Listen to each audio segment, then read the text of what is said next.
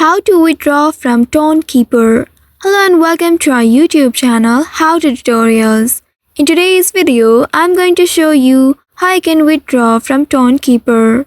TonKeeper is a wallet that is designed for managing Ton, the open network assets. If you want to withdraw from TonKeeper, now first of all you need to open your TonKeeper application on your mobile device and make sure you are logged into your account. You may also need to use your passkey in order to access your account.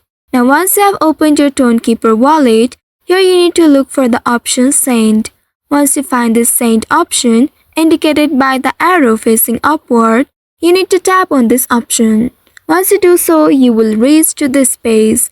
In this page, you need to enter the address of the wallet or the exchange where you would like to withdraw your Ton. Ensure the address is correct as transactions are irreversible. You may also add comment if you want. After that, you need to tap on this continue button right here. Once doing that, now you need to specify the amount of Ton you would like to withdraw. Once you have entered the amount, now you need to review the withdrawal details and confirm the transaction. Also ensure that you have enough Ton in your wallet to cover this fee. After that, tap on this continue button right here to confirm the withdrawal. Then you can check the transaction status in the app to see if it has been processed or not.